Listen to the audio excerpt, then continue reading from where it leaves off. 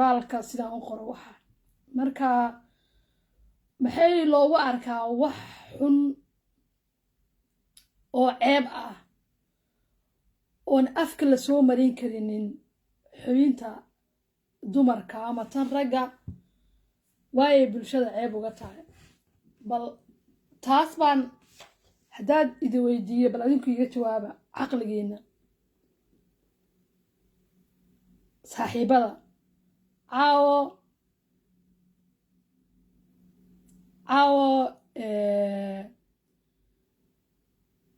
arrin yar baan ka hadlayaa inaan in la sheekaysto xogaa waa rabaa inkasta beri aan shaqaynayo haddaa codkayga si fiican u maqlaysaan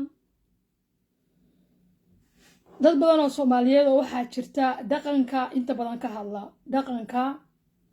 enerjiga mid yar oo aan la doodayay baa yara iga qaaday inkaan ku dhacday ayaan dhihi marka waxaan isku dayaa inaan idin sheekeeyo adinkana Soomaalida waxaynu u baahannahay dhaqanka in la toosiyo dhaqanka bulsho ahaan in hoos laga soo aasaaso inta badan waxaan u hadlaa dumarka iyo carruurta laakiin marka la fiiriyo guud ahaan ummadda Soomaaliyeed haddii aan nahay dhaqankeena waxbaa ka qaldan ragga iyo dumarkaba soo waxaan u baahannahay dhaqanka inaan balda isku dayno dhaqanka qaldan waxa aan ka saxayno inaan isku dayno oo Soomaaliyeed haddaba bal haddaan isku dayo waxyaabaha aan caawa isdhihi lahaa wax laga bedelo hadday suurtagal tahay guriga markay gabadhu korayso iyo wiilka laba si baa loo kala koriyo hore baan usoo sheegay haddaba qoys markay noqonayso gabadha si kale ayaa loo barbaariyaa si ka duwan sida wiilka loo barbaariyo sidaa waxaa fiicnaan laba waxaan sheegayaa sida loo barbaariyo oo anigu aan u arko gobolada qaar inay kala duwan yihiin baa laga yaabaa soo haddii aan sheego sida gobolkan kusoo koray iyo meeshan kusoo koray oo gobolkaaga uu si kale ka jirto waa nala wadaagi karaysaa waa laga yaabaa dhaqanku sidooda guud ahaan isku mid buu yahay gabadha Soomaaliyeed waxaa la baraa markay yar tahay in aysan galmo wasma la samayn karaynin nin aan qabin nin aan guursan inaysan la samayn karaynin wax wasma ah taas baa la baraa wiilka lama baro aniga waxay la tahay inaan wiilka la barin anigu ma arko walaalkay oo aabahay ku dhahayo iyo hooyaday gabdhaha islaamiyad ha soo fulfulin maana arkin anigu hadday jirto gabar aragtay way ii sheegi karaysaa taa wiilka lama baro waa sababta keentay inay wiilashu guska saa ula wareegaan sidaa ula wareegaan gabdhahana ay noqdaan kuwo gabada wiilashuna ay hor noqdaan waa gabdhaha waxaa la baraa inayna galmo samayn karinin ayagoon guursan haddaba sababtaa looma sheegay inta badan waxaa loo sheegaa mid ah kow inay gabadho hadday galmo wasma samayso haddii ay wasma samayso uur inay yeelanayso foolxumo inay tahay ayaa la baraa okay laakiin markaa waxaa loo tarabiyeeyaa inuu nin guursado gabadha nin inay guursato hadduu nin guursado gabadha uur sooma yeelanayso haddii la bari lahaa markaa waxaan ka hadlayaa familka aas-aaskiisa haddii markaa gabadha la bari lahaa iyo wiilka in ayna samayn galmo sharci daraa waxa loo yaqaano iyo inayna samaynin oo hadday sameeyaan sababta loogu diiday maxay tahay kow waxaa laga qaadayaa xanuun labadiina labo waxaa imaanaya ilmo meesha ayna mas-uulkeed hadda qaadi karin waa yaryartihiin dhaqaalo ma haysataan guri ma haysataan labadaa haddii la bari lahaa waxaa imaan lahayd badbaado sida ay dadka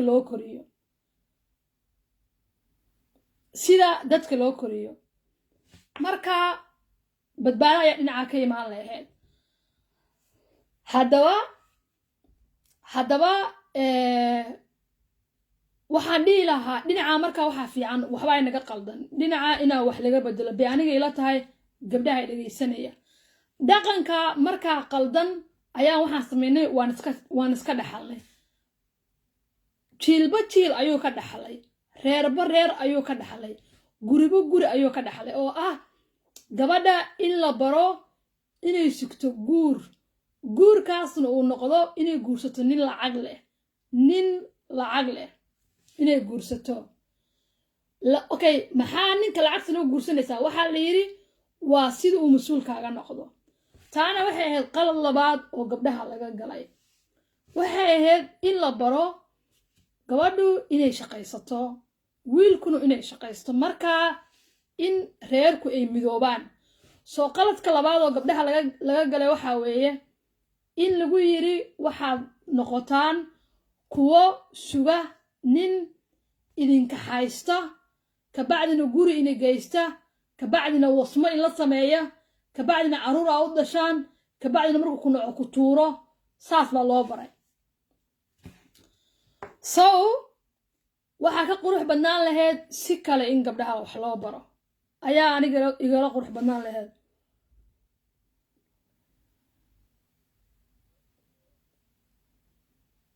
marka qoraalkii ninaan fiiriya ma fiicno ay qastaan sena mawduuca iga uga bixin soo sababtaa keentay markaa waxaa dhacda markaa haddaba maxaa dhaca gabadhu waxay sugtaa nin guurso ayay sugtaa nin lacag le miyaa wada jooga Soomaaliya ragga ma lacag bay wada leeyihiin ma wada lahaan marka nin ayay guursanaysaa gabadha ninka markay guursato ilmo ayaa maxaa la dhahaa ii sheeg dhalanaya galmo ayay samaynayaan haddaba markaa galmada markay sameeyaan oo ilmaha ay gabadha uurka yeelato haddii ninka iyo ilmaha gabadha isku dhacaan gabadhu waxay jeceshahay ilmaha inay haysato ninka Soomaaliga inta badan ilmaha ma haysto asagu ilmaha waxaa haysta waxaa laga yaabaa hooyadii inuu u geeyo ama reerkiisa haddaba ilmaha oo lugaha qabow ka dareemaya xiriirkaabiya waa inaan wax ka ogsadaa haddaba gabadha markaa ninka guursaday hadday kala tagaan gabadha waxay soo istaagtaa meel cidla ah ninka wuxuu rabaa nolol kale inuu samaysto nolosha kale uu samaysanayo wuxuu rabaa inuu naa guursado ilmo kalena uu dhalo dhaqaalahana uma masaamaxayo inuu ilmihii kale iyo gabadhay kala tageen uu dhaqaalaha wax ka siiya ragga badankooda ma samayn karaan taa ma awoodaan waxa laga yaabaa qofka dhaqaalaha soo gala ma awoodo qaabka markaa systemka Soomaali ahaanta naloo koriyo oo ah inuu ninku kaliya dhaqaalo soo galo oo ninku uu damaanad qaado hawsha gabadha waxay cunayso iyo ilmaha waa arrin qalad ah waana arrin socon weysay waana arrin aan ku fashilmanay marka waxaa loo baahan yahay labada ilmood yaa isla dhalay hooyo iyo aabe soo labada ilmood hooyo iyo aabe haddii isla dhaleen oo ay ka abuurmadeen labadan ilmood hooyada iyo aabaha kaliya xaq ma aha inuu biilo haddaba waxay u baahan tahay hooyadan inay wax ka biisho ilmaha oo ilmaha inuu helo laba waarid oo kisna aabaha uu bixiyo kisna hooyada uu bixiyo siday labadaba xaq ugu leeyihiin caqliga caadiga waa sida aabaha sidaas baa u dhib yar hooyadana sidaas baa u fiican haddaba arrintaa may dhicin arrinta waxay nagu dhacday gabadhu haddii ay ninka kala tagaan ninkuna uu dhaho waxba ma haysto oo qoyska halkaa ku burburo ilmaha waxay rabtaa reerkoodii inay la aado reerkooda markaa familka gabadha qaba dhalay dhaqaalo fiican ma haystaan anagu waxaa nahay bulsho runtii dhaqaalahooda una fiicneen Soomaaliya soo familka markaa gabadha dhalay ma haystaan dhaqaalo fiican gabadha guriga shala ka tagtay oo waxaa laga yaabaa maqadan madhargaan ka jirtay hooyadeed inay ilmaha u geyso walaalaheed hooyadeed iyo walaalaheed waa dad baahan ilmaheeda nacayb fara badan bay u muujiyaan nacayb fara badan aad iyo aad u fara badan waxay sameeyaan hooyada waxay ka xanaaqaysaa iyo aabuhuba ilmo aynan ayagu dhalin oo gabadhooda dhashay mar labaad inay koriyaan sababtuna waxaa keenaysa waa baahida iyo dhaqaale la'aanta gabdhuhu markaa waxay aad iyo aad iskaga dhaadhiciyaan in la necab yahay in gabadha la necab yahay ayada oo reerkoodu ay gabadha aysa jeclayn aniga in la hadlaya way iga dhaadhacsaneed reerkayo inaysa ilmahayga jeclayn macnaha gabdhaha badankooda way ka dhaadhacsan tahay caruurta inay reerka ka soo jeedo ayna jeclayn sababta keenaysa waxaa weeye oo anigu markaa caqligay ka fekeray hooyada iyo aabaha ilmahaaga way jecel yihiin laakiin hooyada iyo aabaha haddiina dhaqaale haysan ma jecla ilmahaaga ma jeclaanayaan waxa la isku haya waxaa weeye dhaqaalaha ayaa wax kala dabara waa in loo hayaa qofka waxa la siiyo ilmaha adigu dhanka ku soo furay haddaa adigu aada shaqaysan shalana adiga maqaadaan ma dhargaan lagugu koriyey marka ilmaha waalidka ilmahagay karaxsanayaan walaalkaa ilmuhu haruufayaa hooyadaa ilmahagay haruufaysaa gabadh aabbaha ilmahaagu haruufaya oo dhibsanayaa dhammaan familka dhanba waxaa la leeyahay ninkii dhalay orod u gee ninkii dhalay muxuu haystaa kaba dhigba hadduu shaqaysto lama dhahayo ma jirto dowlad ninka imisaa soo gasha shaqada meeqaa ninka soo gasha lacagta markaa imisaa ilmaha looga goynaya asaga oo ilmihiisa la siinaya so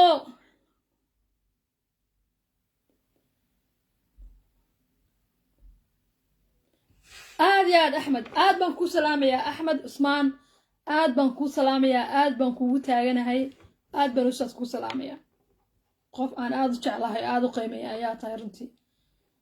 waan salaamayaa dhammaantiin qof haddaan si gooni u salaamo waa saaxiib ii dhowaan jeclahay macnaheedu waa sidaa dadka kalena asxaab waxaan nahay guud haddaa mawduucay ku noqdo soo lama dhahayo ninku muxuu dhaqaale haystaa dowlad dhahaysa ninka imisuu dhaqaale haystaa ma jirto tusaale kale aan idin siinaya for example Djibouti waxaa ka jirta systemka Djibouti waxaa weeye aabbaha iyo hooyada hadday isfuraan oo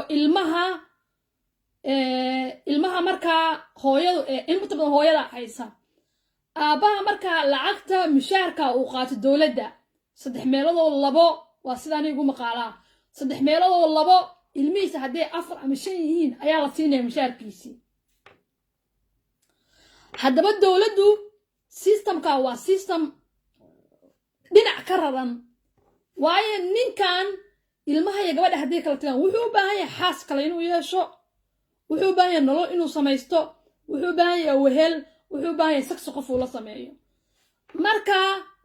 gabdhihiina gabdha shaqaysta ma ahan qaarkood ma shaqeeyaan hal dhibaato oo kalaa jirta gabadha Djibouti ha joogto ama Muqdisho ha joogto haddii ay shaqaysato oo eeba lacala shaqaysato laba mid weeyaba waa mid kale ma jirtaba intooda badan haddii ay gabadhu shaqaysato labada mid oo ay sameynayso kaliya waxaa weeye kow in oo gabar wax baratay ay tahay ninka Soomaaliga inuu ka boqo gabadha shaqaysata oo waxna baratay la xifradda ah la khibradda ah wax aqoonta la leh inuu ka boqo uu raadinayo ni gabar ka hooseysa lacagna aan soo galay buu ninka raadinaya ama kaba dhigba haddii nasiibku u siiyo inuu ninkaas uu nin caqli leeyahay oo gabadha guursado shaqaysanaysa gabadhu dhaqaalaha reerkeeda kuma soo kordhinayso dhaqaalaha ay shaqaysato ilmaha iyo ninka ma gelinayso inta badan waxay dhaqaalahooda gabdhaha siiyaan walaalahood reerkooda inay u ka labisaan waxa xitaa kuma xisaabtamaan inay hanti ka samaystaan guri oo kale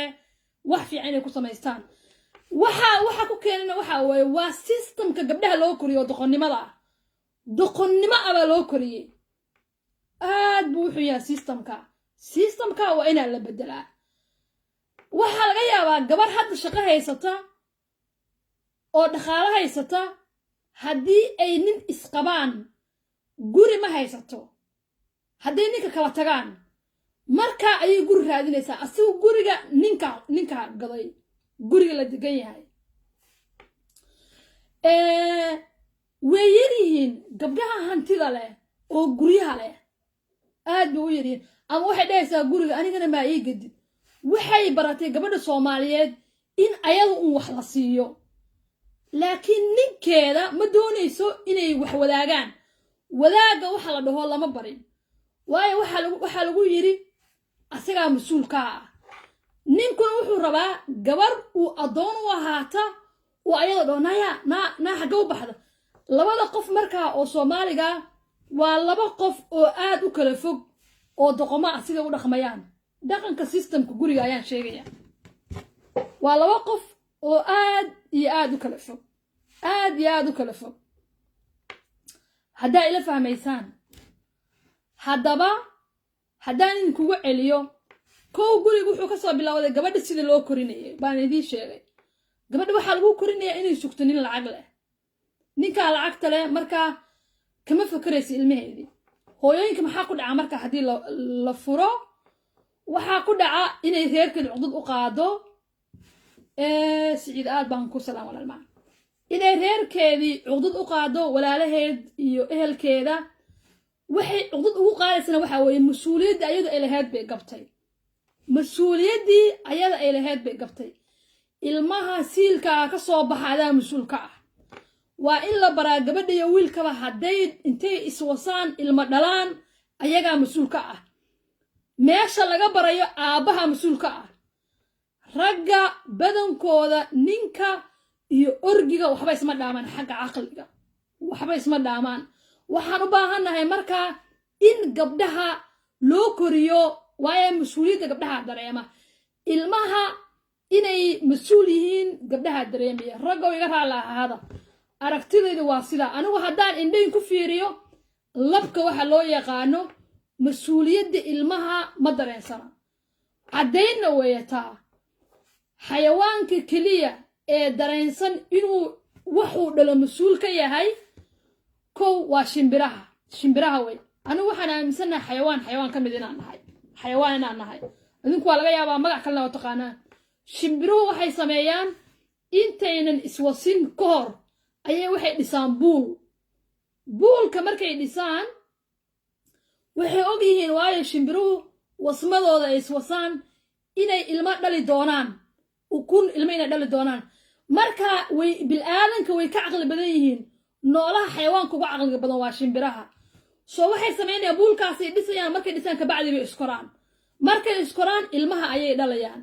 ilmaha markay dhalaan ilmuhu waa ukumo mar hooyadaa ku fariisanaysa aabbaha wax soo cunaya bannaanka oo soo ugaarsanaya hadhowna waxaa ku soo noqonaya aabbaha iyo hooyada way isbedelayaan midba mar ayay soo ugaarsanayaan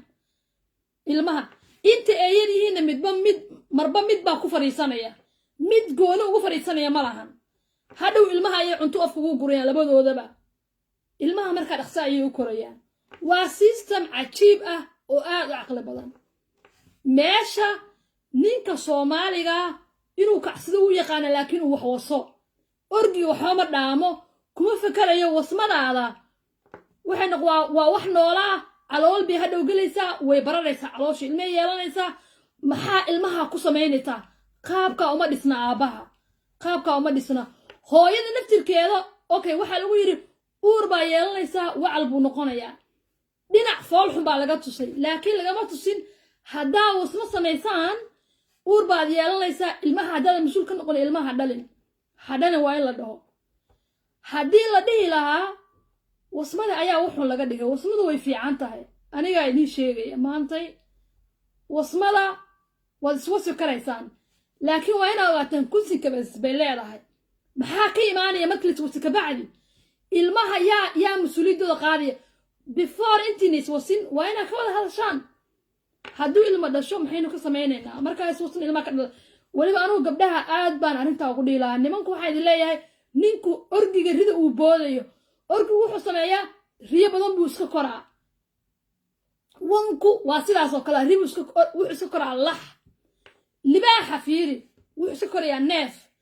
kama fikiraya waxaa hooyadan iskama celinayso orgiga markaa rida markay ilma caloosha galaan uurka waxaa lahaanaysa rida hadhow markuu dhasho orgigu ma yaqaano waxa uu aabbo u ahaa ma yaqaano ninku wax badan ma dhaamo waa sidaa ma yaqaanaan ilmahay dhaleen iyo waxaa ma sii raadiyaan haddinaan nacaayanayana maahan absolutely raggu waa sidaa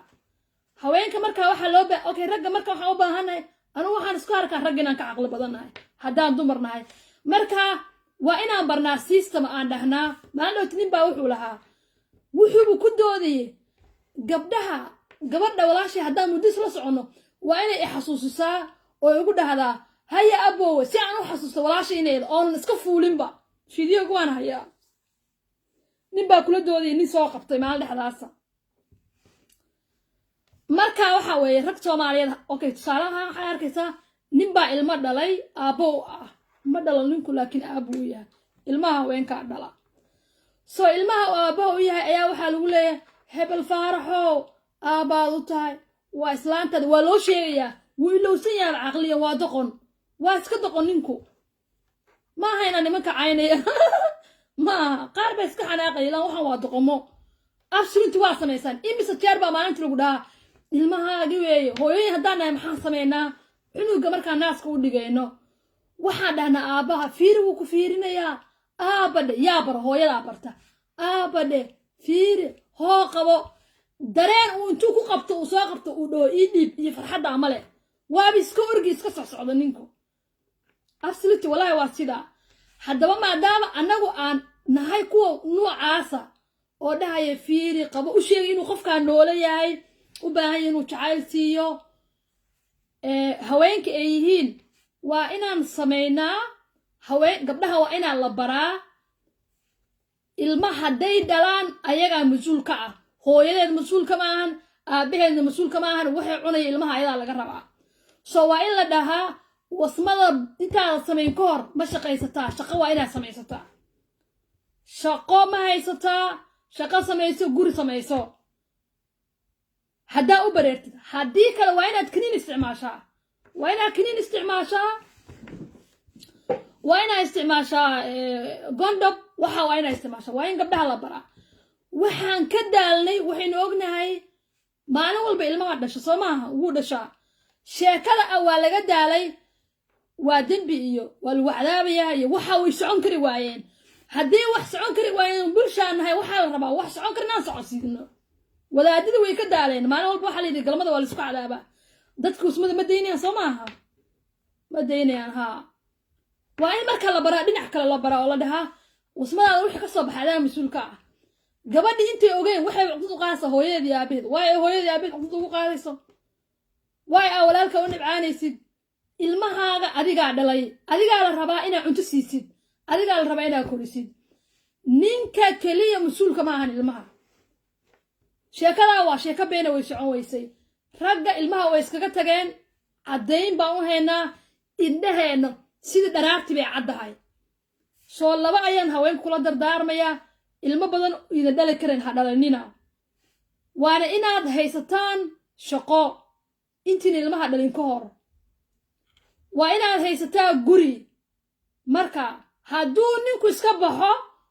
okay ninkan waa nin doqona marka hore doqon buu ahaa waxaa loo sameeyey system doqonnimoa oo la dhaho diin oo lagu yidhi adigaa wax furi karaysid adiga ayaa wax furi kartid ninkii dhan oo nidaamka a isla samaysateen oo waxaa isla sheergaraynayseen ayaa intuu iska xanaaqo wuxuu ku leeyahy waan ku furay maalin cad buu ku burburinayaa waa qof dowladdu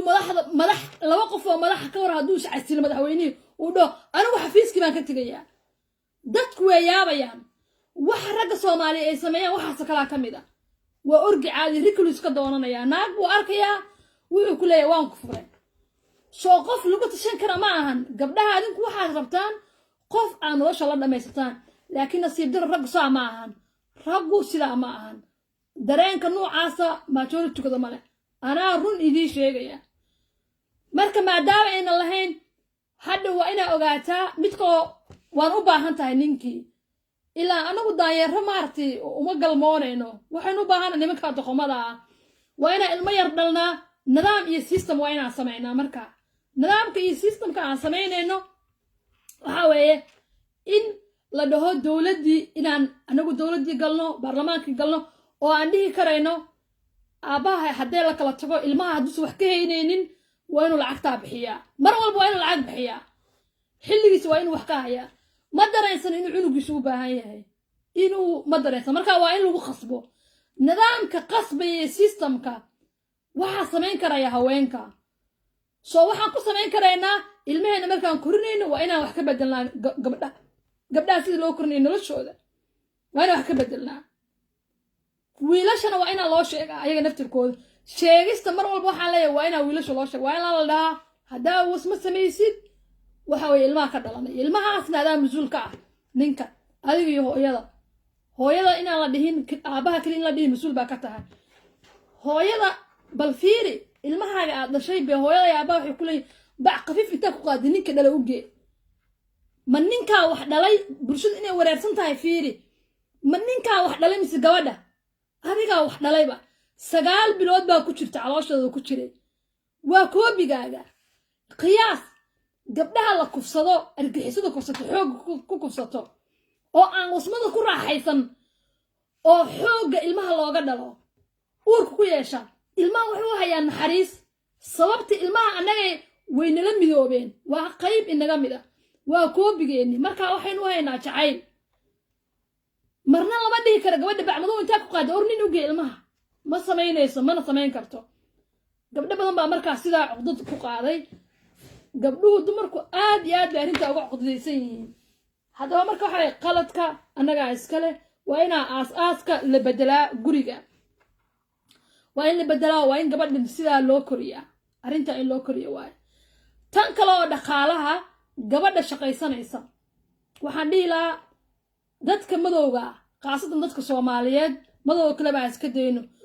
doqonnimadu bulshada kale way uga badan tahay doqonnimadu way uga badan tahay maalin hore tusaale ahaan sheekh mustafa xaaji ismaaciil ayaa wuxuu soo jeediyey muxaadaro markuu soo jeediyey wuxuu ka hadlayay in islaamku fashilmaday wuu qofkii rabaa dhegaysanaya anuu been kama sheegayo fashil inuu ku dhacay xagga aqoonta ah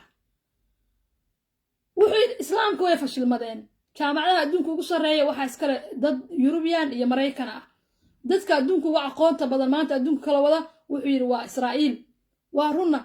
wuxuu iska yidhi ma ahayn run bay ahayd shiiqaa dhahayay komantiga dadku bixinayay fiiriya dadku inay doqomo noqdeen maasha allah sheekh mustafa waad qurux badan tahay ilaahay baa ku barakeeyey maasha allah maxaa la dhahaa miinaad doqon noqoto baa fashilmataa maasha allah la dhaha ooyin inaad soo qortaan oo la dhaho waan fashilmanay maxaa la samayn karaa ilaa annagu waxaan ka mid nahay waddamada muslimiinta ku jirnaa oo weliba si xun u fashilmaday see marka maasha allah u soo qoraysaan aniga dadkay daawada iyo sheekh mustafa differentiga u dhexeeya waxaa weeye waxay aaminsan yihiin sheekh mustafa inuu sheekh yahay oo fiican yahay nin fiican yahay waa loo sheegay bis waa lagu celceliyey hadalkiisa laakiin ma dhuuxayaan markuu cadaabta ka sheekaynayo iyo markuu xoorraciinta ka sheekaynayo iyo markuu waxa siiriyoosa dadka fashilkooda ma kala yaqaanaanba sheekh mustafa ma kala yaqaanaan waa sheekh way iska caytamayaan anigana ka hadhina waxa lagu yidhi waa naa gaalaa way xun tahay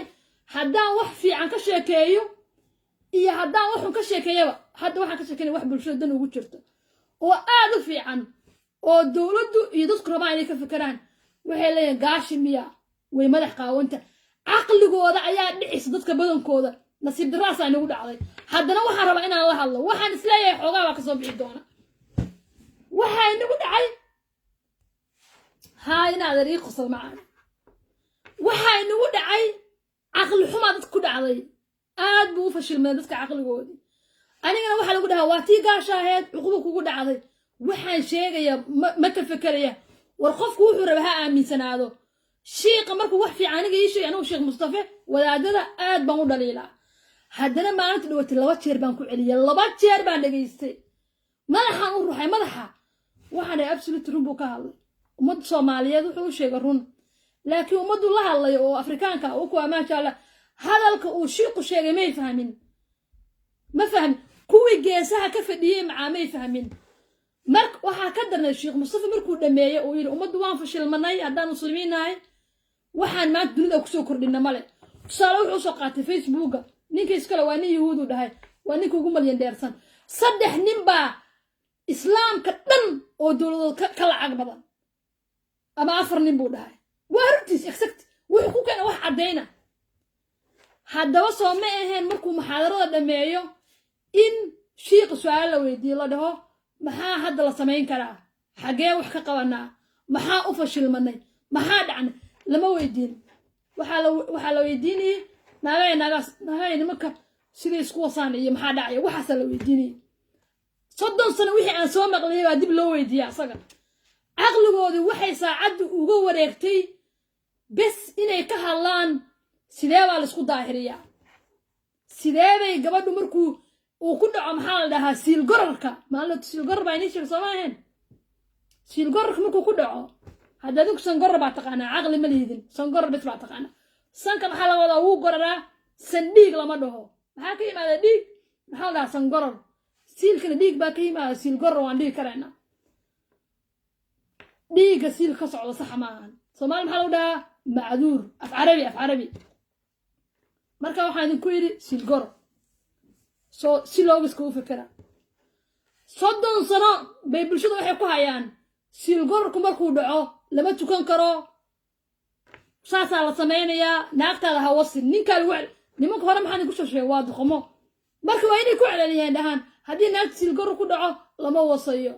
markaas xagee ka gelinaa maxaa ka weydiinaysaa meesha laga geliyo dulaal kale leedahay aku orgiyaal doqoma ilaahay doqomo ka dhigay nimanka Soomaaliyeed okay ustaad Axmed wuxuu soo qoray sababta gabadha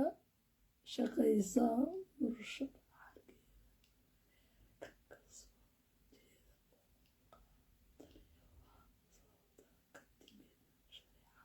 waa saxsan tahay sababta okay waan ku noqonayaa qoraalkaaga Axmed Cusmaan walaal haddii aan sii wado markaa tan Axmed Cusmaan ma iloobayo haddii aan sii wado Sheekh Mustafa markaa waxaa la weydiiyey intii weligood la weydiin jiray qoraalada way u sii diyaar lama weydiine waxaa la yidhi nin dhan baa wuxuu soo diyaariyey arrin muhiim u ah bulshada Soomaaliyeed muhiim u ah oo la rabay la dhaho doqonnimada inagu habsatay maxay tahay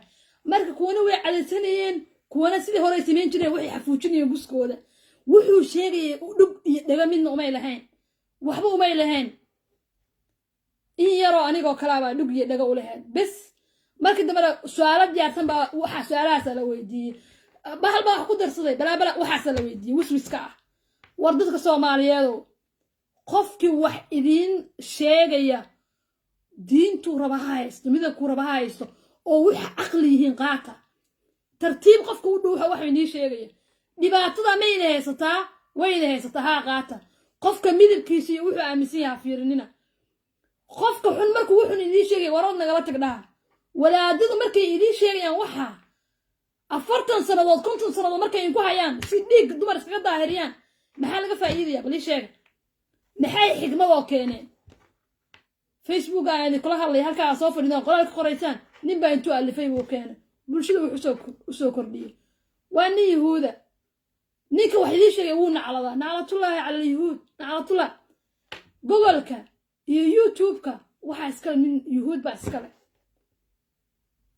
YouTube ka samaysatay fikirkina ku gudbisaa wadaadka aad dhageysanaysid waa mid ka nacladaya muxuu nacladaya waa laga aqli badan yahay aqli badnaasha laga aqli badan yahay nacladaya muxuu bulshada u keenay muxuu inoo keenay maan isweydiino wuxuu inoo keenay bis guryaha Ilaahay uu dhisay guryaha Ilaahay markuu dhisana uu ka baxaa 4 naagood buu fuulaa guskiisa iyo dhuuntiisa u shaqeeyaa bis xabada waa inaguma siyaadin markuu meeshii imaadaan wuxuu idin sheegay in la cadaabayo Ilaaha idinka idin cadaabayo oo meeshii in kugu xareysan maxay tahay مساكين تاير كايو بيلا أنت يقاتل كل عاداتيني ما أنكي مسكح لها لقى شقيو وحلا آخريو دتكو أقوانت أي قارين أو آخرينو أنا تكدينو إلا دو بل نينكو أفضواني ما أنت من سوقري قف إلا ديلو ما أنت وحان نيري دي دتكا دمرك مركي أوري يشتان وحا كدعا قبلها هل كان شوغا وحا كدعا وحلا دهو تشيل ولقى نوجل تشيل يا قرنية تشيل waxay u jeelaan waxay cuni jireen iyo cibba inay soo qaat tusaale ama orgidayla ah horay u cuni jirto way taqaaneen hadda waxaan soo weydiiyay wadaadada wahaabiyiinta oo maxaa la dhahaa sheekh umal iyo maxaa la dhahaa baalki ayagu ma dadkay cuni jireen dadka miyay cuni jireen ma u jeelaan dhiigga nin baa laba kalmadood dhahaya waxaa la leeyahay hala dilo dhiig bay u hamuuman yihiin marka waxaan ku fikiray mar bay dadka qalan jireen oo cuni jireen laakiin dadkan ma ayagu qalaan ma ayagu dishaan oo cunaan qof nool in la dilo maxaad falaysaa qof nool oo soo taagan caafimaadka ay caafimaadayaan maxay tahay qof inay dilaan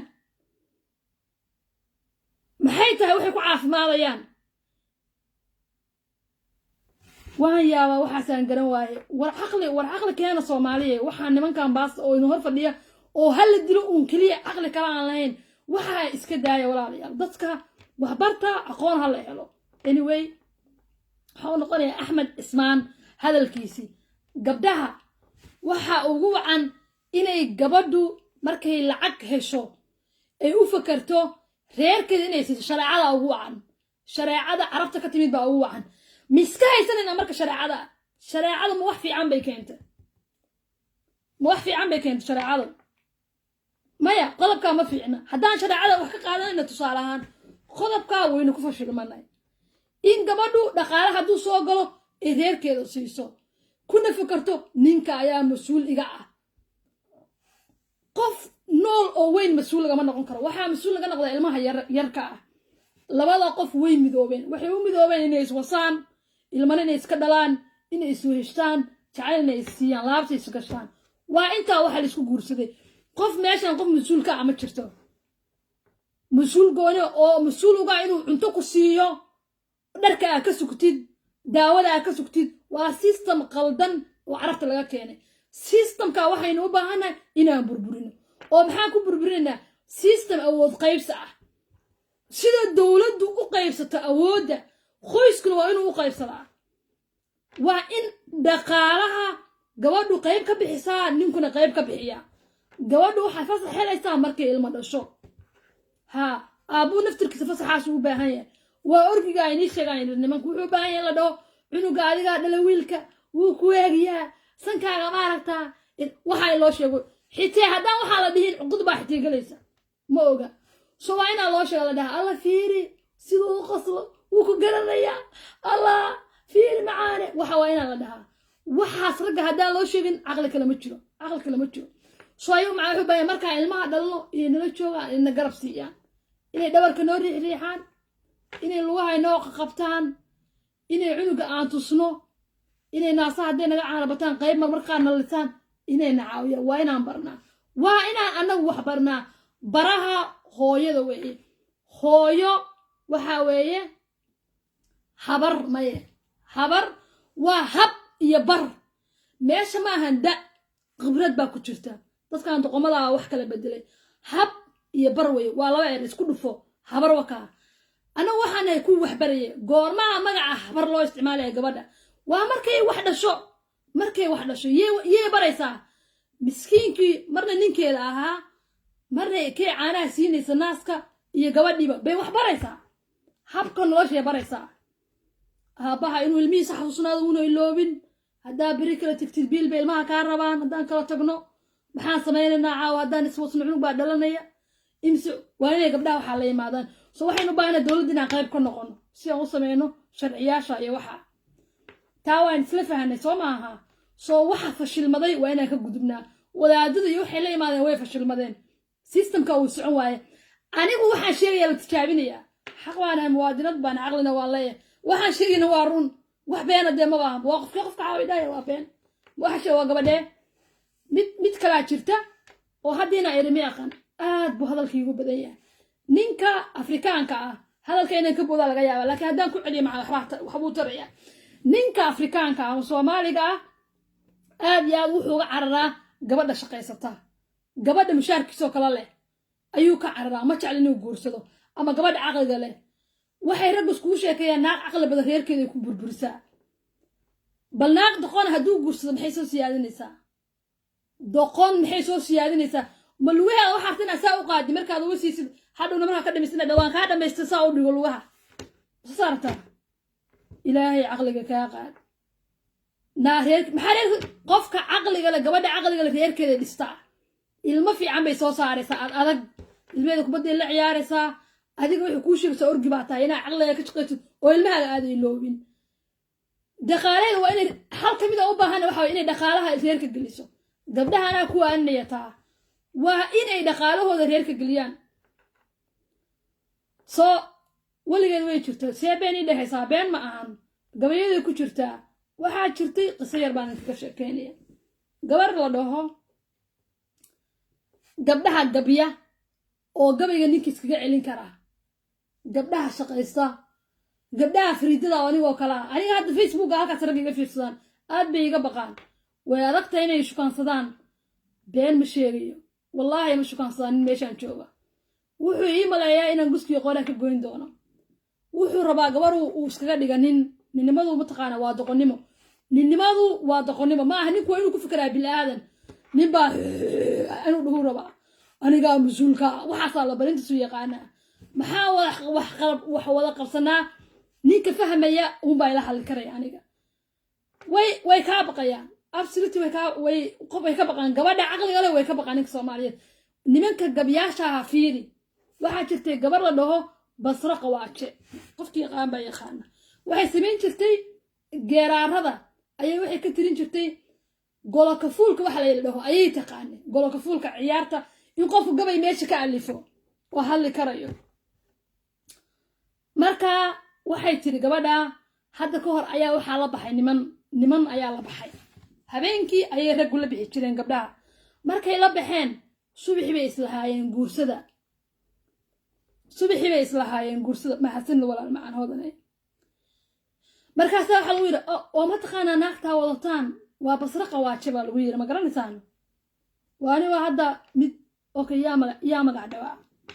mid lagu dhaho aan aqoonin lagu yiri oo naagta la socota ma taqaanaa waa baladii ka hadin way lagu dhaho uu isku naxo carro dhuunto inuu dhuma lahaa rag qaarkood waan hubaa marka waxa lagu yiri waa Basra Qawaaje naagta la baxay marka way ka dhuuntay way ka carareen gabadhii gabadhu waa gabar isaaqa meeshana waa gabar caanana waa gabar la yaqaanay meesha marka nimanka waxa sameynayna waa niman laf habar jecla kamid ah barigi dambe ayay ciyaar iskugu yimaadeen habeenkii ciyaarta fiidkii iskugu imaadeen marka ciyaarta markay iskugu imaadeen way fahantay inay nimanku yihiin raggii bariga ka carray qabiilkii jifidii ayay fahantay markaas waxay tiri ma walaaladayba ma kuwan waaga raacaa ma nimankii weyd Siciid ba waa jifidoodii ma wasiwaayadiiba may fahanteen ma walaaladayba ma kuwan waagi raacaa ma wasiwaayadiiba warboodiyaha bumbo olalaysiya baaskoolad kuma sidane maxaad ii baari weydeen gabar baan ahay siile oo wax wasi kartee maal fiirsan bay tiri nacala idinku yaali waxaan ka wadaa marka doqmay ahay ilaa hadda way rag Soomaaliyeed taariikh bay way carareen nimankii meeshii ka carareen waa rag la yaqaan way daawanaya waxba xanaaqinina history dhaca ka sheekeynaya ilaa maanta wayna haystaa gabar walba oo fariida waad ka carartaan ma guursan karaysaan haddaan ajnabi la guursadana gabdhaha kama nabadgelayaan marka okay maxay kaloo tiri gabadha maxay kaloo tiri mid kale ku dareen waxay leedahay gabayeeda waxa kamid ahaa ina Qawaaje waxa kamid ahaa waxay tiri gubad geeda dheer male alla muxuu ahaa gabaygii waxay tiri gubad geeda dheer male oo waxaasaa waxay tiri guurtida cabtaa waxay tiri waan ilowsanahay intaan ka aqaano guurtida cabtaa waxay tiri afka inuu ku guba maahay qaxwa gaajan beel male waxay iska leexinaysay muhiimadda waxaan ka wadaa waxay iska leexinaysay qaxwaha iyo shaaha berigii hore haweenku may cabbi jirin markii waxay ka baqaysay in la dhaho oo qaxwahay cabta oo ceeb looga dhigo markaa waxay tiri guurtida cabtaa waxay tiri afka inuu ku guba maahay qaxwa gaaja beel male reer kale ayagana meesha reer hebelna ku gargaarsi mo waxay dhahday ku gargaarsi mooyee reer hebelna guur male waa jifi ayaduna ka mid ah laakiin ma sheegayo haddana mid sheegaya qaylo meesha ka dhicin ku gargaarsi mooyee reer hebelna guur male marka gabdhaha iyo mar walba waxaa ka dhexaysay gabdhaha gabya aad bay raggu uga baqi jireen aad inay u gabaydo inay hadal runa ay dhahdo way necab yihiin ragga doqomada hadalka runta ah ninka laakiin caqligiisu dhamaystiraya markaa hadal runa dhaadid oo garnaqsatid wuxuu ku leeyahay sorry igaraa laahow waa sax hadalka waan kaa qaldamay madaxu kuu raacaya laakiin doqonku wuxuu rabaa inuu ku aamusiyo inuu ku dhaho maaragtay inuu ku dhibaateeyo ayuu doonaya sababtaa ayayna waxaynu u xamili karayna rag badan gabar shaqaysanaysa iyo gabar caqli badan oo fakaraysa oo ku dhahaysa jooji ma garat marka anyway gabdhaha soo gabdho badan oo shaqaysta oo waddanka jooga ninku maal allaale markuu gabadha shaqada bilowdo buu wuxuu leeyahay anigaa ku qaba ama inaan ku furo ama reerka inaan laba nin ma noqonayn laba nin ninnimadu ma in la shaqaystaa ninnimadu ma aha in la shaqaysto bilaadanku waxay noolo ku yihiin oo qoyska reerka ku fiicnaanayaan inay gabadhu shaqayso aabuuna shaqeeyo dhaqaalaha soomaalidana saasuu kusoo kabsanaya sidaa ayaa faqriga looga bixi karaa berri waad dhiman kartaa alla ku qaadiyo doqonow berri baad dhiman kartaa waad curyaami kartaa hal dhaqaale reerka waxba uma tarayaan soo gabar shaqaysanaysa haddaa guursatid ha ka curyaaminin laakiin gabadhaan naftirkeeda gees bay doqon ka tahay dhinac ka bar in ay gabadhaanu dhaqaalaha reerkooda leeyahay reerkooda way ka soo tagtay waxa lagu caawin karo hooyada iyo aabbaha ha la caawiyo laakiin ilmaha dhalaysaan ayaa mas-uul ka tihin cid kale mas-uul kama tihin wixii caawimaadoo gooni ah waa gooni walaalkeed inuu gabar ku fuulay lacagteeda iyo waxa mas-uul kama ahan inuu aabbaheed naa kaloo biyaraa guursida iyo mas-uul kama ahan odayaasha aabbayaasha macaamiiro looma guurinayo ya ma jirto waxa waa in la dhahaa hal naag hal nin way isku dhammaatay odayga aabbaha hadduu waasho islaanta hooyo ka tegayo taama taageerayna waa la joojinayaa taas taana waan ka diidanaa inaan la samayna ma wallahi aabbay waan ka diida wallahi naag buu yidhi waan guursanayaa maana taagan lacagna maana u dirin ma doonaynin hooyaday inay kale ahaato aabbahayna uu iska farabaxsado maana rabin soo taana waa inaad aad looga soo horjeestaa dumarka caawa dardaaran fiican baan ila dardaarmay haddaa haweenka tihiin iyo raggaba raggu hadday caqli leeyihiin gabdhaha shaqaysanaya hadday lacala guursadaan hadday dhahaan shaqadii iskaga soo tag wax fiican maa iska daaya arrintaa waa doqonnimo waa caqli afrikaan oo aad u nuxuusay caqligiina ha koro ha sarreeyo si dhaqaalaha dadka uu sare u kaco labada qof waa inay shaqeeyaan ilmihiina u fiican yahay dowladda inta katigooda u fiican yahay canshuur baa labadiinu bixinaysaan marka waxaa noqonaysaan arrintii ay magool lahayd midigtuba miciin male hadday midigta maqan tahay waa laba mataano howsha maamulaya waxa laga hadlaya hal nin maaha nimanka shaqaysta labada gacmood way isku baahan yihiin soo muruqiina maalo dhulka miro ku beero macdanta dahabka muujiya wanaagga wacyigelin saaseed mar walba dadku waxay ku dhisan yihiin inay wax isla qabsadaan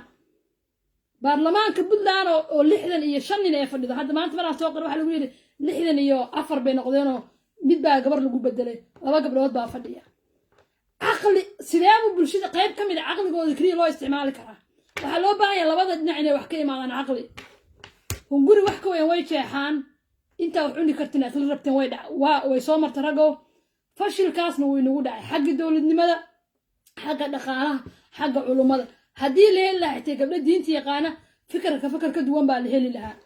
nin uu masaajid ka qaylinaya quuqu haya oo u qaylinaya gabaruu u galmoodo iyo uu lacag huro waxa la arki lahaa gabdhuhu inay wax kale ku fikir lahaayeen baa dhici lahaa haddii gabdhuhu haddii ay jir lahaayeen haddii gabdhuhu dadka tujin lahaayeen waxaa laga yaab lahaa waxaa maanta ka duwan wax ka duwan inaan arkayno oo ninkii ka soo horjeesta dhahaya hala dilo hala qalo sida orgi yar oo loo dubaya camal oo kale ah cabdulqaadir budul anigii adiga ka waran haddaan sawirkiisa fiiriyo waxaa laga yaabaa inuu sawir saarnay ninkaas oo dhahaya anigii adiga ka waran ina qawaata ayna sheegtay iyada waxay ula hadlinayaan anyway hadda rabtaa inaad su'aal weydiisaan way weydiin kartaan laakiin gabar kasta taladeeda waa inaad maqashaa hooyooyinkuna waa inay u koriyaan talada waxaan ku soo fashilmanay dib yaan loo sameyn dib yaan loogu noqon ha 65 gus iyo hal siil baa hadda waa 64 gus iyo hal siil weeye iyo laba siil weeye baa maamula marka waxay soo doortaan hal gus halka gusna wuxuu noqdaa gus nijaasa yani waxaan ka wadayna waxay ahayd yani nin aan cadaalad ahayn baan ka waday hadalka markaan waxyaabahaas aan soo qoro horta waan xanaaqsanahay runtii yaro waan xanaaqaa qofku inuu xanaaqana oo si kul u hadlana damiirka iyo dadnimada baa keenaysa inaan xanaaqo oo waxyaabaha aan si kale u qoro dadnimadii u jirtaa keenaysa waxaan arkaa raggii oo iska doqoma noqday gabdhihii oo maxaa dhahaa aan waxba ka fikraynin waxaasaa keenaya waa inaan la hadlaa maalowta madaxweynaha fariin u diray dani waxaan rajaynaya in la gaarsiiyey fariinta walaalayaal ilma adeerayaal oo tol baan nahay ina Soomaaliyeed baan nahay dalka iyo dadkaan u naxayaa waxaan rabaa inay isbedelaan xaasid miya anigu intaan fahmay baan idin fahansiiyaa halkaan baa idin soo fariistaa lacag iyo wanaag idinma ka helo idinma ka helo oh my god waan gari lahay waxaan ammaan iyo in yar baa igu dhahda waa mahadsantahay waxaas dhan idinkama rabo laakiin waxaa farxad ii ah hadalkaan sheegay dadku inay qayb isku bedelaan waxaan dhahayo inay dadku qayb isku bedelaan inaan dowladnimo aan helno iska daaya inaad Sheekh Mustafana maasha Allah u qortaan oo wuxuu ka hadlayay in fahmin anigana naclatullaahi calayga ay qortaan oo waxaan ka hadlayay in fahmin adinka buu aqligiinu gaaban yahay aqligiina ayaa gaaban haddaa saa samaysaan Sheekh Mustafana u qortaan maasha Allah anigana ay qortaan naclatullaahi calayg ani Sheekh Mustafa waxa u baahan tihiin ina hadalkeena dhuuxdaan marka inta fiican halaga qaato dowlad iyo shacaba wiil iyo gabarba dardaarankii wiilasha aan siiyey oo ahaa maanta ha qaataan dardaarankii gabdhaha aan siiyeen haddaa qaadataan waad ku faa'iidaysaan waan huba inaad ku faa'iidaysaan gabdhahana cuqdadii u qaadin fashil ay fashilmadeen tan kale oo labaad gabdhaha hooyadeen waxay samaysay iyo sidii waalidka u fashilmadeen haddaan anagu u fashilmano waa qalad waalidkeen way fashilmadeen laakiin inay fashilmadeen ilaa hadda isma oga sababtii isku og yihiin waxa weeye dadka dhan baa fashilan markaa isma oga 100 jeer baa tusaale waxaa idin tuso guriga hadduu qashin dhex yaalo oo aad ku dhex jirtid sankaaga wuxuu la qabsanayaa urka Soomaalida dhibaatooyin ku dhex jiraan waa dad qashin ku dhex jira intooda badan waxay la qabsadeen urka sankooda marka ama urayaan haddaa barafuun ku buufsid haddaa ka dhaqdid waa seen haddaa qashin qof ka dhex baxo banaanku istaago hawo uu soo qaato ama xabsi ka soo baxo wuxuu dareemayaa energy fiican iyo hawo wuxuu dareemayaa inuu dhibaato ku dhex jiray mar walba markaa dhibaatada ka baxday ayaa dareemaysaa inay dhibaato dadkaaga haysatay waad fahantiin soo maaha aad baa ii fahantiin aad baa ii fahantiin anigu hadda kale waxaan xasuustaa haddaa caqli leedihiin mise dadki maasha Allah qoriyo way dadkaan la hadlay maanta sawir baan soo dhigay iyo qoraal waxaan uga dan lahaa sawirkaa qoraalka inay fiiriyaan haddana qasaara ay u dhacday qoraalka may fiirin sawirkayga uma fiiriyeen maasha Allah kuwana waxay u dhaheen naclatullaahi calayg waad qaawan tahay kuwana waxay u dhaheen maasha Allah qoraalka aan rabay in laga jawaabo may fiirin qoraalkayga maanta ku noqda cashir buu idin yahay sawirkayga ma ahayn iyo sidaan u ekay ma ahayn qoraalkayga ku noqda maanta aan soo dhigay maanta qoraal baan soo dhigay su'aal baan soo weydiiyey shiiqa su'aashaa ku noqda waxaan kaloo idiin sheegay arrin waxaa jirta mar walba nimankaa naga hadla dareenkeena nimanku nagama hadli karaan waxaa jira wiilaan saaxiibnahay wuxuu soo qoray saaxiibka cabdi burco qoraaladiisa aan la socda aadna u taageero ayaa wuxuu soo qoray dumarku wuxuu dhahay wuxuu yidhi waa hanti qaran asagaa marka tusaale soo qaadanaya maadaama saaxiibkii soo qoray fakarka hanti qaran waa erey diimeed weeye waa erey wadaadada ay ka imaadeen waxay dhaheen waa beertiina meeshaad rabtaan ba ka gelin kartaan guska waa beertiina saa rabtaan ugu raaxaysta beertaada waxaad rabtaa ka soo goosanaysaa waad cunaysaa marka wuxuu waa hanti qaran haddii aan hanti noqono qaran wuxuu ka wadaa hanti nimanku leeyihiin taa ma nihin marka walaal macaan taa ma nihin qoraal lagumaana jawaabin laakiin hadal baa isku dayaya inaan ku naqdiyo saaxiibkii aan jeclahay hadalkiisa waa rajaynaya inuu fideoga dhegeysanayo tusaalaan usoo qaadanaya marka soo annagu hanti qarni ma lihin hanti ay raggu leeyihiin ma nihin waxaan nahay bulsho siman ninka iyo naagta labka iyo dhadiga way siman yihiin annaga haddaan haweennahay annaga orginaalkiyo koobi baa adinku tihiin koobi baa tihiin markaa waxaa koo buutiin sababta annagaa idin dhalnay caloosha ayaa idinku qaadnaa naaskana waan idin siinaa markaa annagu waxaana orginaalka idinkuna koobiga baa tihiin sidee baan u noqonaynaa markaa hanti qaran ma noqonayno wax aad leedihiin gaarigaaga haddaad dhahda hanti qaran baa tihiin dowladdu waxay rabtay nagu samaynaysaa adinkuna waxaad rabtaan baa nagu samaynaysaa dowladdu waxay nagu samayn kartaa say rabtay naga yeelan kartaa marka xaquuq ma yeelanayno xaquuqda aad leedihiin oo kale ma yeelanayno waxaad kaloo samayn kartaan waa erediimeedkii markaad rabtaan baa rabtaa inaad gabdhihii furtaan markaad rabtaan baa rabtaa inaad dhalaan wax dhala waxaad rabtaan inaan waayo gaarigayga anigu waxaa weeye markaan rabo inaan maanta meel ku aado qurux badan waan dhaqaa marka kalena anaa iskale gaarigayga waxaan isdaa okay way inaa magaalada ku bixi karaysa gaarigaygu waa hantidayda waa waxaad leedahay gurigaagan waa hantidaada waxaad yeelan kartaa wax aan noolayn wax nool ma yeelan karaysid okay taa haddaan dhoo qalad bay noqonaysaa xayawaanka waan leenahay okay arigaaga anaa iskale sababta arigu ma hadlo waan cuntaa miskiin weeye erigaas inay nagu qabsan baa rajeynaya dadkan waa inaan si walba ula hadla ariga kuwa xaraysan iyo waxaa adaa iskale qof nool ma lahaan karti ilmahaaga adaa dhalay ma lihid waad dhashay waad xanaanaysa markii koraan waa qof kaa madaxa bannaan wuxuu leeyahay si kaloo u fikiro si kaloo aragtiya wuu shaqaysanayaa laakiin waxaa wadaagtaan DNA-ga iyo jacaylkii waalidnimada markaana ma lihidin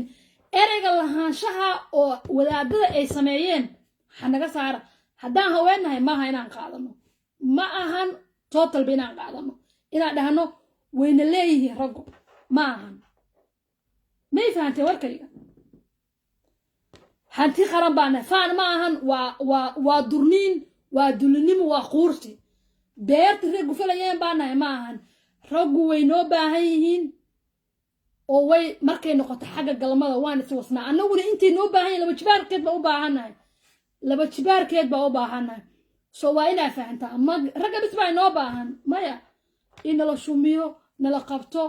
waa u baahannahay ayaguna intaa way u baahan yihiin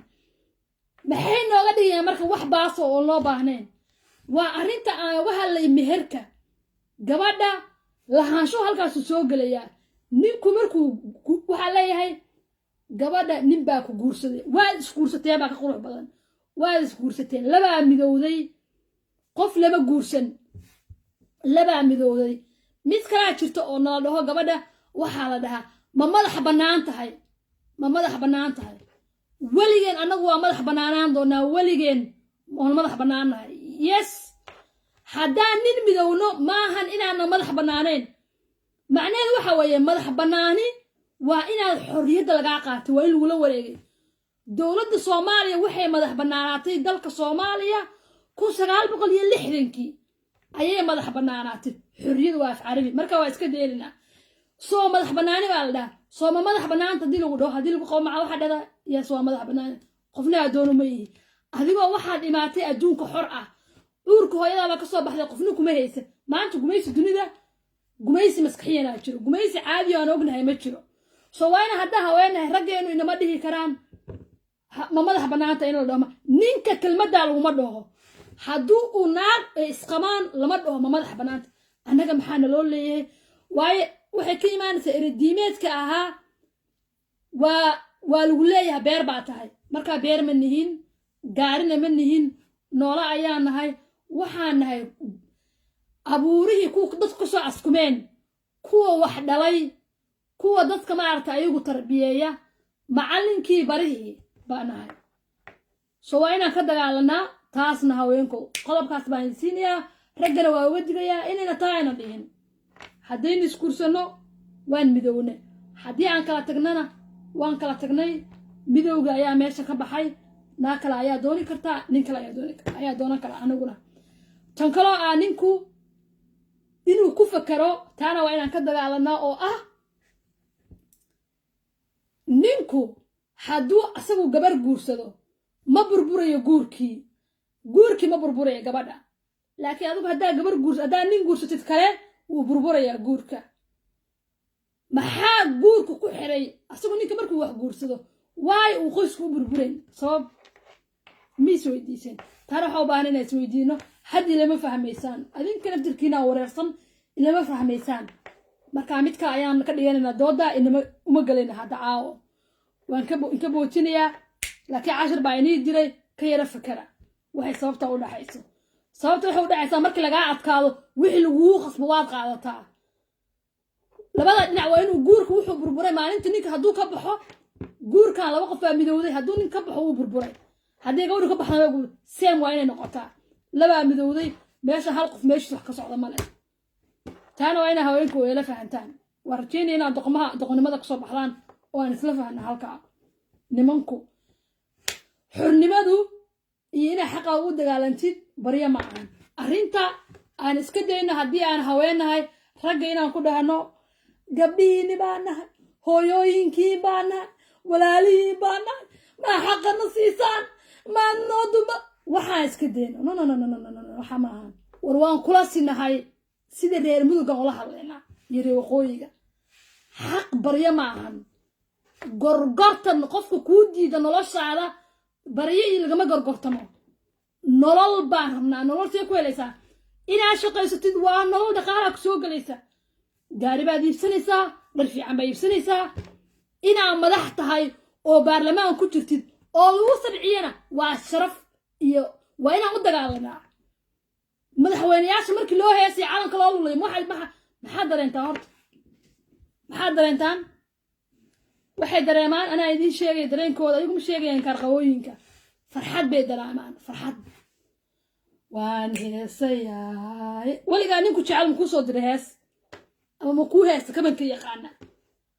brinsaas baa intaa noqotid baa sidaa u qoslaysaa ma fahant waa lagu ammaanayaa soo markaad madax noqoto waa lagu ammaanayaa sidee ku gaarta marka inaad madax noqoto waa inaan dagaalanaa laakiin kuma helayno wiilashii ninkan maxaan leeyahay nimanku waa iska orgigana haddaada ul ku dhufan wax ma garanayo waa inaa ul iyo qori loo qaataa maanta walaalihii way ogyihiin walaalaheena maxaa laga xasuusinaya balaayada baas inaa hooyooyin u nahay way ogyihiin laakiin intaa miskiin nahay waxba ma ogolaanayaan awood baa loo baahan yahay ma fahanteen awood iyo hadal war dalka waan kula leeyahay inaan shaqaystaa rabaa taas baa loo baahan yahay lama baahna baryo soo waxaa u baahannahay anyway wax badan baa ila hadlay waxaan jeclahay inaan wax idiin sheego oo wax kala faa'iidaysano saas baan jeclahay waxaan rajaynayaa inaad sifacnii fahanteen programkan anaawa ka hadlay youtube-kayga geli doonaa salaan gobeed walaal macaan salaan gobeed mursal aad iyo aad baan ku salaamayaa halka mid oo casharkayga maantaan soo qoray inay dib fiiriya waxaa jirta dareenkayga okay waa hadal badna hadalkayga hadda u noqonaya dareenkayga wallahi wuu jecel dhabarkayga ka wara dareenka waxa ka hadla dareenkeena sidaan wax u rabno sidaan nin baa ka hadla ninku ma naag baa cuqubo ku dhacda muxuu uga hadlaa waxa anagu rabno yaa weydiiyey hadda markaa fiirsa fiqiga oo kale islaamka intaasoo sano nin baa wuxuu ka hadlayay naagtu si dhiigga iskaga dhaqday waxa intaasoo sano hal gabar haddii hal buu ku qor leeday bistaas siduu ku filnaan lahaa maxaa dhiigu waxaa bes nin baa meel ma dhiig baa ku dhacaya muxuu uga hadlayay waxa muxuu uga hadlayay loogiski maaha caqli ma ahan haddaba waxaan ka u noqonayaa inta badan waxaa la dhahaa haddaa dhad raggu afar bay guursanayaan dhad maxay u guursanayaan ragga afartu waxay u guursanayaan dumarku uur bay yeeshaan way umulaan mararka qaar bay wasmo u baahan yihiin raggu marka afar bay guursan taa waa been laydin sheegay dareenkaa iyo arrintaa rag baa keensaday gabadhu markay uur markay leedahay waxay u baahan tahay wasmo ka badan wasmada kale markii hore ka badan bay u baahan tahay yaa gabdhaha ila joogo oo halkaa ii marqaati furay anu uur waan soo yeeshay gabadhu waxay u baahan tahay dareenkeeda wuu laba jeer jibaarma marka caadigaa dareenka ay leedahay ka badan bay leedahay markay uurka leedahay soo arrintaasna waa inaan sirtaa inii qarxiyaa been weeye qofka dhaha gabadha uurka ninku wuxuu u guursadaa ooshaadiyo thank you gabadhu wuxuu u guursadaa waxaa loo guursadaa inay uur leedahay yacni uurka wax ma samayn karto ama ilmaha ku jilmay been weeye hooyada waxay u baahan tahay mar walba inuu dhabta lagu haya markay uur leedahay jirka dhan baa xanuunaya waxay u baahan tahay in la salaaxo kaas fara badan uu qabtaa ma ahan inaan waxa runta la sheego oo dareenkeena annagu aan sheegno dumar ahaan xaq baan u leeyahay istaqfirullah subxaanallah waxba soo dhihin hadhow haddaa aragtid inaa saqajaannimo ka hadlay ma ahan waa reality waxaan kuu diidayaa inaad guskaaga la wareegtid oo candhuuf aa u qaybisid gabadhaada xaaska oo kuu baahan candhuuftaada waxaa u baahan xaaskaaga daadseed dhabarka u daliil lugaha ka riixriix siilka gacanta ka mari ayadaa wasmada u baahan waxay u baahan tahay wasmo badan wallaahi kacsi badan baa qabta haweenka markay uurka leeyihiin qoraalkayga maanta markaa miina fiirin sawirkaygaa fiiriseen waxaa rajaynaya markaa inaa wax ka fahanteen waxaa idiin sheegayo soo dumarka naag miskiinada oo uur ninkeeda le ilmaha wuxuu gabadha xanuun iyo dhiikariya balaayaa ku dhacda waa gabar ninkeeda u baahneed ninka hadda maal dhow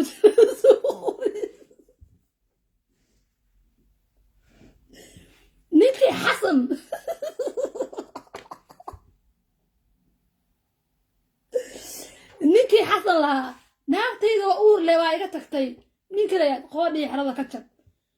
gabadhaadu guskaaga ka araadsaneed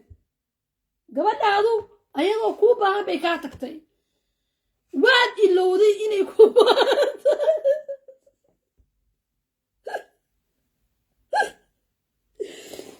wallaahi naag fariida ahayd inay ka tagtay way ahayd cuquba qabaha niman badan ka tagaan sababta waxaa weeye walaalayaal ii marqaati fura gabdho ilaahay ka cabsado ii marqaati fura markaan uurka leenahay soo baahi badan inama qabato silcuncun bas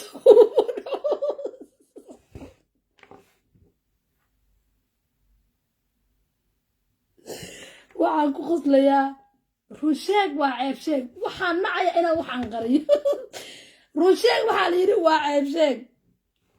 ceeb sheeg okay gabdhaha weydiiya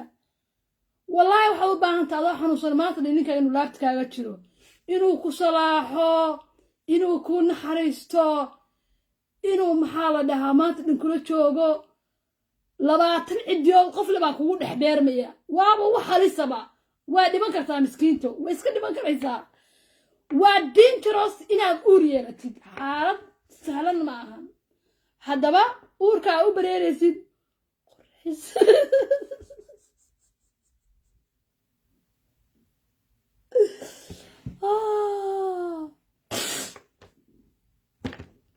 anigoo yar baa wallaahi wadaad wuxuu igu yiri aayad macnee oo yar markaasaan aayad waxaan u macneeyay si caadi af Soomaali ah waxa markaa anigu hadallada aan dhahayo aan yaro qoslo waxaan u qosliyaa bulshada waxa ay arrintan ka aaminsan tahay laakiin waa wax caadiya gabdhaha walaalayaal idinkoo uur hadaa leedihiin sidoo ninkii kaga carar runta u sheega ama adigu aad uga caranin sida ku dhacday xasan haadi way ka carartay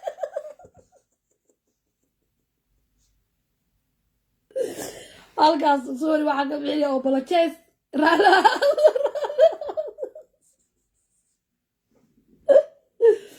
رالي نقضة اوكي حاسكيسا ما هو فري انا صوت ما تلاقيه انه فري بان املينيا انه فري oo gabadha been ka sheegayo oo gabadha ceebeynayo haduu safurin oo intay tagtay ninka tagtay waa gabar u baahan in bilad la siiyo shaadiye iyo hodan iyo nimanka wax fahmaya ilmaade reeyal gabadha aan bilad siino gabar uur le oo ninka carartay imseel ba ku sigtida ka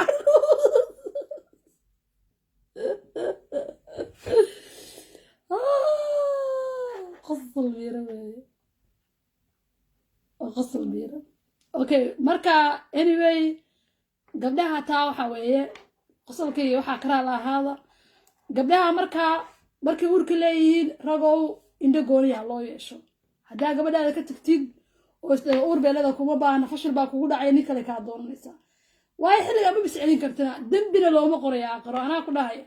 خل لو ما قريو هدا يعني حدا وان كو شيغي سوينا عند دير ويا وتا خليga kaliyo aan rag u baahanay waa xilligaas boqolkii 99 boqolkiiba boqol waa full way haweenka waadi faantiin Soomaa waxaa jirta gabadha markay dhiiga caadada ku dhacdo waxaa la dhahaa laga fogaado okay dhiiga caadada ayaa sorry marka af Carabiga balaayaan ku hadlay sangor baa leenahay ama si dhiiga gabadha markay kiimaado مسديق عادة وصومالي بقى وصومالي أوكي معدود محل ليه كذي وحاف عربية وحباس كل حد غلطة يسكر على هذا عربي صومالي كمان نفعل مرة لا عندنا صان وقع عرري سنقرر كمركو كدعو أما مركا رجو واحد هذا أنت بدن بس تتهم فرصك absolutely سمان هذا هدية وإيه مرقات فرتي thank you very much قبلها كلا بقيان والله ومركو وقوم عاوي يعني قلمدا وصمدا marka haweenku uurka leedahay bay ugu jecel yihiin ba saayna ninka u dhigtaad u baahanaysa waa xaalad u baahan in la ogaado haday xaamilo haday tahay ma 9 bilood haday tahay ma 9 bilood haday tahay oo haday dhalayso wuxuu baahan in loo riixo galmo laba sameeyo siilka ma wuxuu kaliya massage ku heliya usmada massage ku